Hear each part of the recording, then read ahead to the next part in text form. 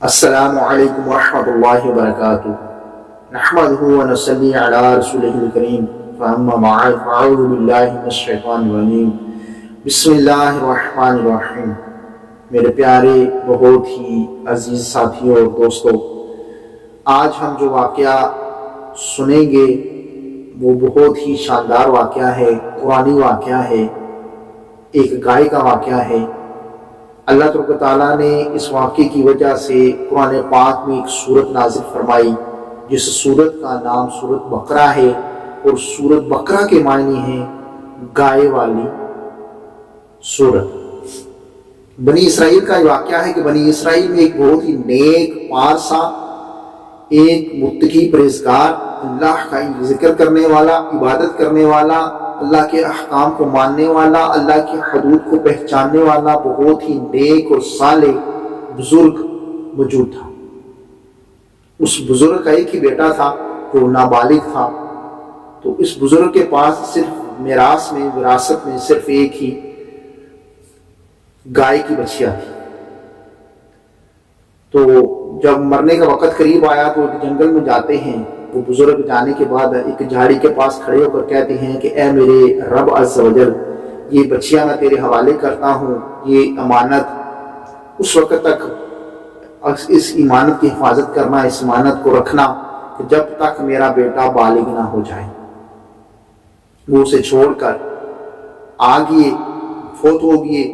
چند دن گزرے، بیٹا جوان ہو گیا، ادھر گائے جو ہے وہ بھی جوان ہوئی، نہ زیادہ بڑی تھی تو نہ زیادہ چھوٹی، درمیانے سائز کی تھی۔ ادھر جوان ہو گیا بیٹا، وہ نیک بنا، ماں کی خدمت گزار بنا، ماں کا کہنا ماننے والا بنا، باپ کی طرح نیک بنا، وہ ماں کی خدمت کیا کرتا تھا، جنگل سے لکڑیاں کاٹ کر لاتا اور جو اس سے پیسے ملتے ان کے 3 حصے کرتا، ایک حصہ اپنے اوپر خرچ کرتا، ماں کے اوپر خرچ کرتا، ایک اللہ کی راہ میں خرچ کرتا اور ایک ماں کو دے دیتا۔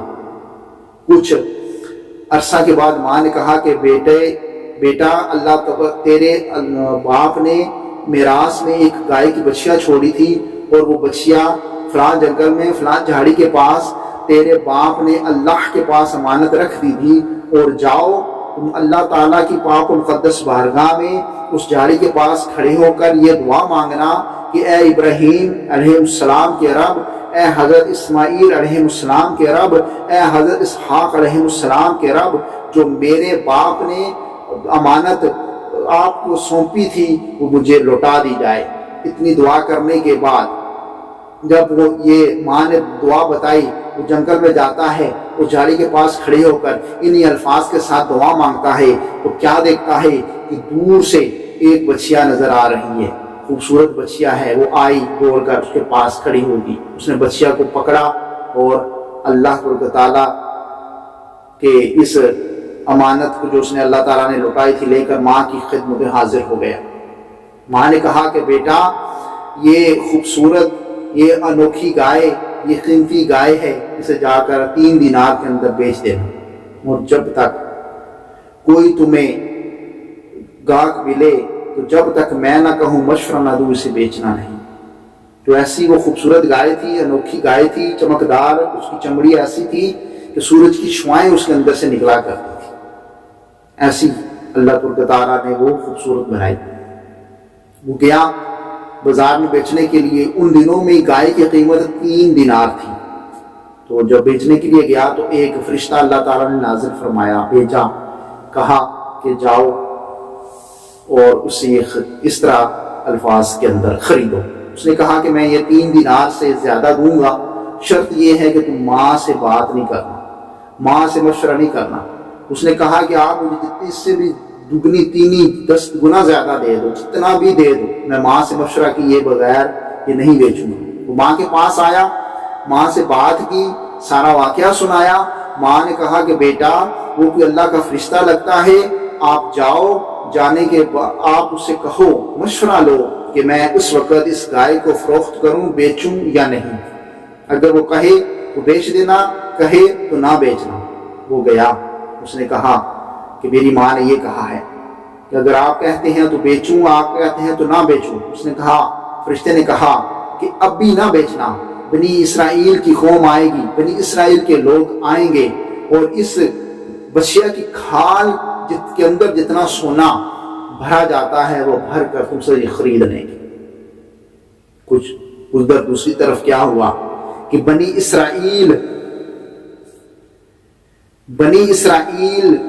میں ایک بہت ہی مالدار آدمی کو، جس کا نام عامیل تھا، اس کے چچا زاد بھائیوں نے اسے قتل کر دیا اور جنگل کے اندر اس کی لاش کو سنسان کے اندر پھینک دیا۔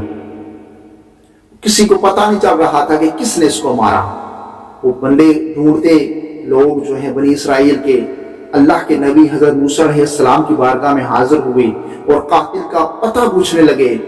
آپ نے فرمایا کہ تم ایسا کرو کہ ایک گائے اللہ تعالیٰ کی پاک اور مقدس بارگاہ میں اس کے نام کی ذبح کرو، اور اس کی ذبح کرنے کے بعد اس کی زبان یا اس کی دم کی ہڈی اس مردار کو، اس لاش کو، اس آدمی مرے ہوئے کو مارنا، تو وہ خود زندہ ہو کر بول پڑے گا۔ یہ سن کر بنی اسرائیل نے گائے کے رنگ، اس کی عمر وغیرہ کے بارے میں پوچھا کہ کس رنگ کی ہوگی، کیسی ہوگی، کتنے قد کی ہوگی۔ تو یہ پوچھنے کے بعد تلاش شروع کر دی۔ تلاش کرتے کرتے کرتے وہ اس لڑکے کی گائے تک پہنچ گئی۔ تو انہوں نے کیا کیا کہ بہت سارا مال اور دولت دے کر اس لڑکے کو بہت زیادہ کثیر تعداد میں مال دے کر اس کو خرید لیا، اس کو ذبح کیا۔ ذبح کرنے کے بعد اس کو زبان اس کی یا اس کی دم کی ہڈی اس مردار کو ماری تو اٹھ بیٹھا ہوا۔ اس نے کہا کہ مجھے مال کی لالچ میں میرے چچا زاد بھائیوں نے قتل کیا ہے۔ اتنا کہنے کے بعد وہ دوبارہ مردہ ہو گیا، دوبارہ مر گیا۔ تو ان دنوں قاتلوں کو قصاص میں قتل کر دیا گیا، یعنی پتہ چل گیا کہ اب قاتل یہ ہیں، تو ان دونوں قاتلوں کو قتل کر دیا گیا، اور مرد صالح کا نیک جو لڑکا تھا، اور بزرگ کا جو نیک لڑکا تھا، جو اپنی ماں کی فرمانبرداری کرتا تھا، وہ بہت زیادہ دولت لے کر مالا مال ہو گیا۔ بہت ہی پیارے اور عزیز ساتھیوں، اس واقعے کو اللہ تبارک و تعالیٰ نے پارہ 1 سورۃ البقرہ میں ارشاد فرمایا ہے، ترجمہ کنز ایمان شریف۔ اور جب موسیٰ علیہ السلام نے اپنی قوم سے فرمایا، خدا تمہیں حکم دیتا ہے کہ ایک گائے ذبح کرو، بولے کہ آپ ہمیں مسخرہ بناتے ہیں، یعنی مذاق کرتے ہیں ہم سے۔ فرمایا خدا کی پناہ کہ میں جاہلوں سے ہوں، خدا کی پناہ کہ میں جاہلوں سے ہوں۔ بولے اپنے رب سے دعا کیجئے کہ وہ ہمیں بتا دے گا کیسی گائے۔ کہا، وہ فرماتا ہے کہ وہ ایک گائے ہے، نہ بوڑھی ہے اور نہ اوسرا، یعنی نہ بچی ہے نہ بوڑھی ہے، درمیانی ہے۔ تو کرو جس کا تمہیں حکم دیتا ہے۔ بولے اپنے رب سے دعا کیجئے، ہمیں بتا دے اس کا رنگ کیا ہے۔ کہا، وہ فرماتا ہے کہ وہ ایک پیلے رنگ کی گائے ہے، جس کی رنگت ڈڈھاتی دیکھنے والوں کو خوشی دیتی ہے، یعنی جو اسے دیکھے اس کا دل خوش ہوتا ہے، اس کی آنکھیں ٹھنڈی ہوتی ہیں۔ بولے اپنے رب سے دعا کیجئے کہ ہمارے لیے صاف بیان کر دے وہ گائے کیسی ہے۔ بے شک ہم گائیوں کے اندر شبہات میں پڑ گئے ہیں، ہمیں شبہ ہونے لگا ہے، اور اللہ چاہے تو ہم راہ پا جائیں گے۔ کہا، وہ فرماتا ہے کہ وہ ایک گائے ہے جس سے خدمت نہیں لی جاتی، کہ زمین جوتے، یعنی زمین میں اس کو کام نہیں اس سے لیا جاتا، کھیتی باڑی کے لیے جوتا نہیں جاتا، پانی کنویں سے نکالنے کے لیے جوتا نہیں جاتا، وہ بے عیب ہے جس میں کوئی داغ نہیں۔ بولے آپ ٹھیک بات لائے۔ تو اسے ذبح کیا، اور ذبح کرتے معلوم نہ ہوتے تھے، اور جب تم نے ایک خون کیا تو ایک دوسرے پر اس کی تہمت لگانے لگے، ایک دوسرے پر الزام ڈالنے لگے، تہمت ڈالنے لگے، اور اللہ کو ظاہر کرنا جو تم چھپاتے تھے، تو ہم نے فرمایا اس مقتول کو اس گائے کا ایک ٹکڑا مارو، اللہ یوں ہی مردے چلائے گا اور تمہیں اپنی نشانیاں دکھاتا ہے کہ کہیں تمہیں عقل ہو۔ میرے پیارے اور محترم عزیز ساتھیوں، اس واقعے سے بہت عبرت انگیز اور نصیحت والی باتیں ہمیں ملتی ہیں جن کو ہمیں یاد رکھنا چاہیے، جو یاد رکھنے کے قابل ہیں۔ نمبر 1، یہ بات ہمیں ملتی ہے اس واقعے سے کہ خدا کے نیک بندوں کے چھوڑے ہوئے مال میں اللہ تبارک و تعالی بہت زیادہ برکت ڈال دیتا ہے۔ آپ نے اس واقعے کے اندر سنا کہ کس طرح اللہ تعالیٰ نے اس گائے کے اندر برکت ڈال دی، کثیر مال، بے شمار دولت مل گئی۔ نمبر 2، یہ پتا چلا کہ اس مرد صالح نے اولاد پر شفقت کرتے ہوئے اللہ عز و جل کو اپنی امانت یعنی بچیا امانت کے طور پر دے دیا، سونپ دیا۔ تو اس سے معلوم ہوا کہ اولاد پر شفقت کرنا، اولاد کے لیے کچھ مال چھوڑ کر جانا دنیا سے، یہ اللہ والوں کا طریقہ کار ہے، یہ اللہ والوں کا انداز ہے۔ ماں باپ کی فرما برداری اور خدمت گزاری کرنے والوں کو اللہ خداوند کریم عز و جل غیب سے بے شمار رزق عطا فرماتا ہے۔ جس طرح اس یتیم بچے کو ماں کی خدمت کرنے پر، ماں کی فرما برداری کرنے پر اللہ تبارک و تعالیٰ نے کثیر دولت سے مالا مال فرما دیا۔ خدا تعالیٰ کے احکام میں بحث اور اللہ تعالیٰ جو حکم دے اس کو قریدنا مصیبتوں کا سبب بن سکتا ہے۔ جس طرح انہوں نے بنی اسرائیل نے کہا کہ ذبح جو ہم گائے کریں گے اس کا حکم کیا ہے، وہ گائے کیسی ہوگی، اس کا رنگت کیا ہے، تو اس طرح کی جو ہے نا وہ بحث میں پڑے تو وہ مصیبت میں پڑ گئے کہ انہیں پھر ایک مہنگی ترین گائے خرید کر جو ہے نا اللہ کی راہ میں ذبح کرنی پڑی۔ جتنی کہ وہ اس کی گائے کی قیمت انہوں نے دی، رہتے دنیا تک نہ کوئی دے سکتا ہے تو نہ کوئی دے گا۔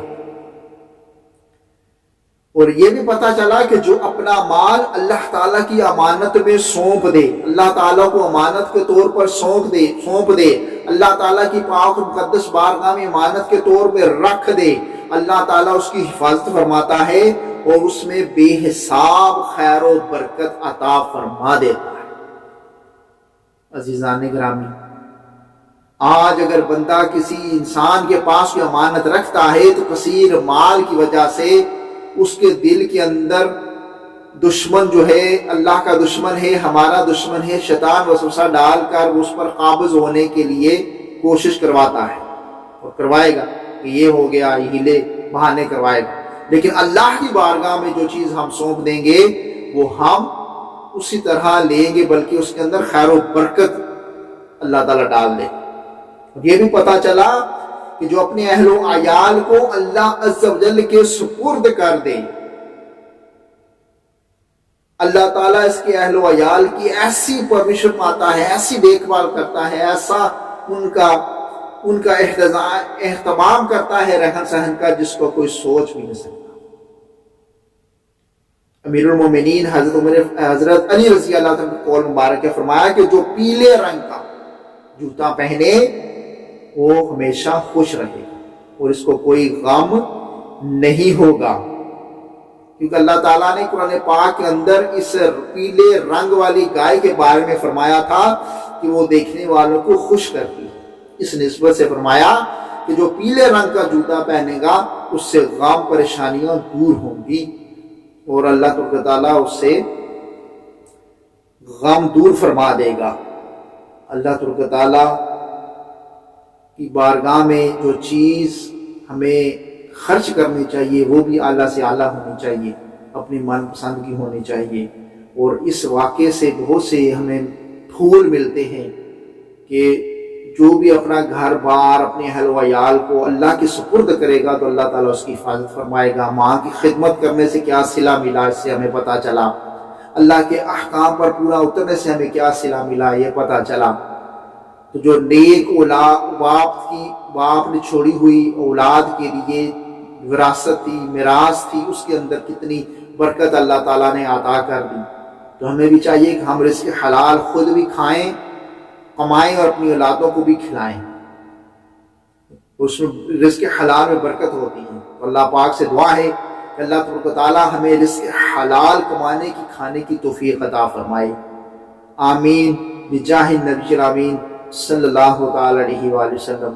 اپنا بہت سارا خیال رکھیے گا، اپنا بہت سارا اور اپنے چاہنے والوں کا بہت سارا خیال رکھیے گا۔ ملتے ہیں پھر کسی نئے واقعے کے ساتھ، تب تک کے لیے مجھے اجازت دیجیے اور اپنا ڈھیر خیال رکھیے گا۔ السلام علیکم ورحمۃ اللہ وبرکاتہ۔